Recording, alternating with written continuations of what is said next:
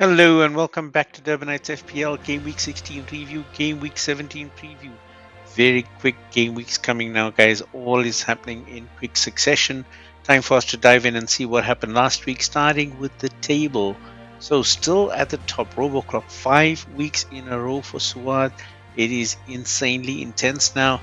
Big space though at the top there, about 40 points away from Didi, and then it really gets narrowed down as well. She's 20 points away from 1,000, and that's very far away from the 21st place Obi-Wan Iwobi, who is just over the 500 mark, not at 600 yet. Look at the way the table is split there. Second half of the table, everyone competing to get into the top 10. Ami doing really well this week, 79 points to get into the top 10.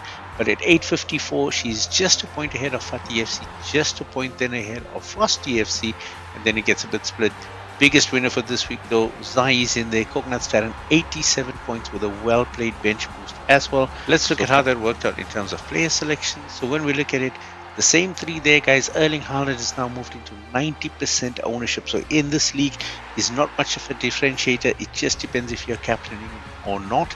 Anton Semenyo slipping now to 55%, barely holding on, as is Mickey van der Ven. For Foden, unfortunately, could not get on. He's at exactly 50%, so he could go either way. Differentiator for this week, though, Lauren coming out of midfield. Morgan Rogers owned by 1 coming up with double digits this week. Ugo Ekitike with another brace this week. Great performance by him, owned by 2 managers. Harry Wilson, 3 managers taking a chance on him and coming up. Trump's there with 16 points for him this week. Bukayo Saka coming up with 11, 2 managers for him. And Bruno Fernandes coming in with a saver in a 4-4 for Manchester United against Bournemouth, but coming up with double digits there as well. 13 points again for the second week in a row, owned by 4 managers, so well done to them. Now, what does that mean for the results here? So, look at that, the Stonewall, Zax and Fatih in there, 20 plus points. No squish for the first time in a long time, no defensive performance from her. On the super striker side, Suad, Fatih, Hassan, Zax, Azra, Mohamed Sadiq and Umer all getting around 20 plus points, mostly spurred on by a Haaland captaincy. And then you've got elite strikers, 30 plus points, Didi and Mac coming through, again helped by Ekitike or helped by Ollie Watkins return, so that's really good. And then you've got 2 of us, Ami and myself, twinning again this week, 50 plus points from a stacked midfield, really good. Have to give an honorable mention here, Atas narrowly missing out by 2 points to join up with us in that midfield maestro setting. Ami though could have done a lot better this week, 19 points on the bench, so a bench boost could have really helped out this week. Unfortunately, it was not to be. Now, what does that mean for the best possible selection that we had? Roofs gets the number 1 jersey, putting an expensive Donnarumma on the bench this week. Chaloba Guardiola and Nico Williams making up the back 3. No place for Alderete on the team or O'Reilly, so both of them taking the bench. Stacked midfield, guys, 5 across the middle. Foden, Fernandes, Saka, Rogers, Wilson getting the captain's armband with his 16 this week. And up front, a double threat there, Ekitike and Haaland, 13 each for these strikers, putting Jared Bowen on the bench with 8. That would have got you 141 this week with 169 if you had the bench boost in, 98.4. That is an affordable team, definitely one that you might want to look at if you still have your wildcard available. Now I have to give a reminder here, guys, chips. You have 3 weeks, 17, 18, 19. So this deadline, the next deadline, and the next one to use all chips for the first half of the season. When game week 19 rolls around, if you have not used a chip, the moment that game week deadline closes, you will lose all chips and you will be restored with new chips. So just be aware. And if you wake up after the deadline, please be careful that you don't use a chip for the second half of the season thinking it's one for the first half. Yeah. Alright, let's look at what that means then for the matchups this week, guys. Here's the next 10 game weeks, and as you can see, a lot of reds popping up here. Specifically, we want to call out Chelsea have a tough run coming up. Newcastle away this weekend, big one for Ataur Rahman and Mohamed Sadiq going head to head here. But then Aston Villa, who again we know resurgent, Bournemouth, who are pretty resilient, then Man City. Then after that, a little bit of a break. But the next 4 weeks are going to be tricky for Chelsea. A lot of pressure on them as well with the manager, etc. So just be aware. Manchester United, the games on paper, Aston Villa is going to be a tough one. Newcastle again. Then Wolves, Leeds, Burnley seems good. But don't forget, guys, during this period, they're going to be missing Brian Mbomo and Amad Diallo, who have been really at the center of their goal creation. So it is a bit dicey. Let's say if Kobe Meno gets a run, maybe he's going to show that he's on fantastic form.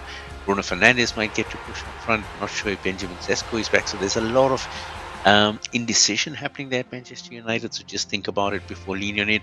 Bruno Fernandes, though, seems to be a banker. He is now the number one midfielder in FPL this season. Spurs with a bit of a tough run, also because their form is absolutely bad at this moment in time. They've got Liverpool coming to them this week. Now, Liverpool is coming to them. We know that Liverpool have not been in the best of form, but they are looking to be resurgent. They have their defenders back, so their first choice wing backs are back as well. Berkes is back, Frimpong is back, Connor Bradley is back. They're coming with a fully stacked team, even though Dominic Szoboszlai has a slight knock. Spurs themselves are reeling from a ton of injuries currently, and that's going to be a bit tricky for them. Then they've got Crystal Palace away, and you know Palace is just super strong defensively and also quite a bit of a threat. Then Brentford, that's going to be a bit of an emotional one in game week 19 before they get a bit of respite coming through there. Sunderland, tough team. We can see that the results have shown us that, but you can see that they've got a tough one against Brighton and then not so bad against Leeds before going up against City and then Spurs. So just be aware of those matches coming up. In terms of those that we're looking at this week, Arsenal, a tricky one at Everton. On paper, should actually be pretty good for Arsenal because they are in good form. They are getting some positive news back from their defenders. Gabriel might be back sooner than expected, but I'm not expecting him in the next couple of game weeks at least. So if you haven't sold him, maybe you want to keep holding on to him. But for the rest, guys, they are actually looking at how they're going to get the goals as well. Gyökeres is not fighting at this moment in time. Everton and David Moyes, they have a very strong defense. Tarkowski and Keane, go look at their figures and you'll see what I'm talking about. Very strong. He's going to try and block them at every chance, and they're playing at Everton's new stadium, so it's going to be a tough one. Added pressure is that Manchester City are taking West Ham, and we know that West Ham have been woeful, and they are going to play at Manchester City's Etihad Stadium. And what does that mean? That means that Man City have a great chance with Erling Haaland up front and all the creative force that they have behind him to whack a number of goals past West Ham and move to number one spot in the league before Arsenal get to play, and that's going to be quite a psychological hit. But anyway, going on to the other ones, Brentford, even with Thiago, who might be doubtful, but I'm sure he will start because he did not start midweek in the cup game. Great one against Wolves, and we know that Wolves are leaky, so that's really going to happen. Brighton also good game against Sunderland, and then another two good games. So look at doing some rotation with them so that you can dodge that Arsenal fixture in game week 18. Crystal Palace with a good run against Leeds, Spurs and Fulham before running into a bit of issues. Then you've got Fulham as well. Great game last week. Harry Wilson picking up 16. Another two good fixtures coming up for them. Forest is a bit tricky, but West Ham should be a good one for them as well. So if you've got Harry Wilson, I would suggest that you play him. Liverpool as well. Good fixtures coming up. They are looking to pick up their form again. Ekitike seems to be in good form. 2-2 in the last two games. Maybe he's going to go again for a hat-trick of that against Spurs. Man City with good fixtures as well. The best fixtures currently based on expected wins and expected points. So they are going in for a good run, even though the form here says that it's a bit grey. You can look at the teams and look at their form and see how they might perform. Now, based on that, what are the recommendations that we're making? So Pope is still doubtful for Newcastle, but he might very well play because Aaron Ramsdale is having a terrible time between the sticks. Same with Emi Martinez. He will probably get to play even though he is a bit doubtful. Sells from Nottingham Forest, possibly the same. Donnarumma is the pick for Manchester City because of the big fixture. Raya for Arsenal, same story. And Leno for Fulham because of the fixtures indeed. Looking at the defenders that are out, still the usual suspects as well. Robinson is doubtful, but he has played for Fulham and probably will play again. Gabriel, as I said, still highly doubtful, but he is on the way back for Arsenal, which is great news for them. Mosquera, unfortunately, is probably out for the rest of this year.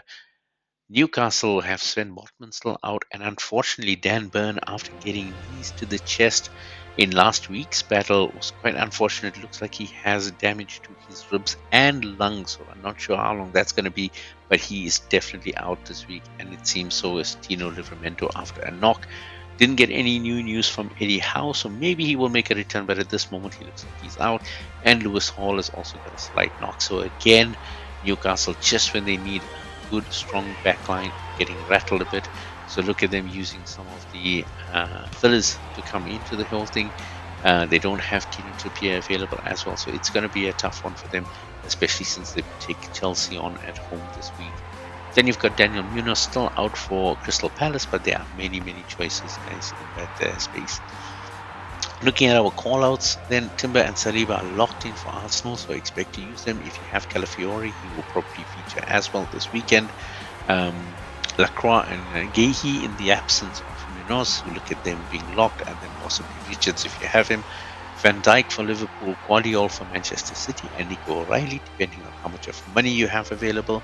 Chalobah for Chelsea, even though it's a tough one against Newcastle, his form has been good, guys. Look at the returns from him.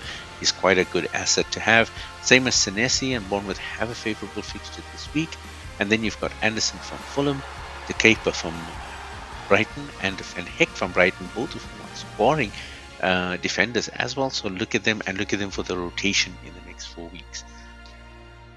Going into the midfield, Madison and Kulusevski still out for Spurs, Rodri still out for City, Gakpo out for Liverpool, and Soberslide doubtful for Liverpool, but chances are he will play again. They really do need to keep that engine going in midfield. Dewsbury Hall is out possibly for another 3 weeks at Everton, and Casemiro is suspended for Manchester United. So all likelihood Kobe Mainoo is going to get a start with Casemiro now suspended. Brian Mbomo's not there. Neither is Amad Diallo. Diogo Dallo is probably going to be locked in as well for that team for the while Amad Diallo is out. So there's a few changes happening in Manchester United. Let's see if they can keep that run going. In terms of the big store, Ryan Cherki is quickly solidifying his place in that Manchester City midfield. Jerry Mudoko is now currently injured, so it looks like he should be getting some time. Phil Foden is then completely locked in that midfield based on his form and the fact that there are players missing out of that lineup, with Omar Marmoush also going into the AFCON setup. Anton Semenyo is still one for this week. Time to start thinking about whether you want to move him out, guys, because the fixtures do get tricky for Bournemouth and his returns have not been there as they were so consistent early on. Marcus Tavernier is also another good fixture, another good pick for Bournemouth short term if you can't get to Semenyo of financial issues. On the Arsenal side, Saka, Rice, Eze are the three. You can still go for Trossard. He's now back and available, but you do know that he doesn't get the full 90 minutes. He's probably going to get 30. He is effective on that, but I'm not sure whether you want to take that gamble. And of course, there are many other options for Arsenal in the midfield, but I feel that these three are the ones that are getting the results. Neto in there for Chelsea. He's starting to put the ball in the back of the net as well. You might want to go Caicedo. He's just back from suspension. Not sure how they'll line up against Newcastle, so we're not really recommending him because he has been blanking before his suspension. Bruno Fernandes, he's the man. So really doing well. Top returns 2 weeks in a row. Possibly another good one to come this week against Aston Villa. Let's see how it goes. He's still the penalty taker. He's still the go-to creative midfielder. If you're feeling that you want to hold on to him or play him, there's a recommendation for you. Looking at also Harry Wilson from Fulham, he has got great returns now 4 weeks in a row, so a chance for you to take him on. He still has 2 good games before those fixtures become a bit tricky. Think about it whether you want to make that change or not. And then Morgan Rogers for Aston Villa, taking on Manchester United this weekend, but his form has been really good, but not sure whether it's a bit too late to get him if you don't have him already. Looking at the forwards, still a long list of them outside. Kai Havertz, Solanke, Wood as well. Shesko should be on the way back and might actually get a few minutes because again Brian Mbomo's out and Amad Diallo's out, so Manchester United are going to have to start bringing in some of these players into it. Rodrigo Muniz is still out. Mateta still doubtful for Crystal Palace. Delap's out for Chelsea. Thiago is doubtful for Brentford, and Isak is still not up to full fitness if I hear what Arne Slot is saying, but I think also with Ugo Ekitike in such top form, chances are he's going to have to wait his turn to make an impact. Looking at our picks though, really slim pickings here, guys. So Erling Haaland definitely got to be number one. A lot of them are tipping him for a triple captain this week, so just be aware of that.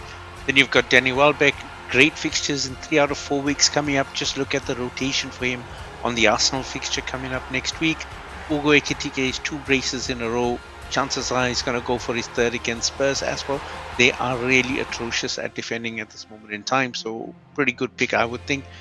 Igor Thiago, he has been rested midweek, so chances are he will get at least 60 minutes to make an impact for Brentford as well. They will want their attacking players up front. Dango Ouattara is away for AFCON, guys, so chances are they will not rest him and throw away points. Evan Nilsson is the pick out for Bournemouth as well, guys. He's the out-and-out striker. Chances for him to make some good impact this week going forward. So that's what we have for now this week. Don't forget, guys, we have, starting from next week, we have 4 game weeks within the space of 20 some odd days. It's really, really close. It's going to be a Friday, Tuesday and Saturday, Tuesday. So it's going to be like really quick 3 days in between each game week. Make sure that if you haven't liked and subscribed, do that. Make sure you set up notifications. Get ready to put your teams in place. Get ready to use your chips if you have them. Until then, good luck and so long for now.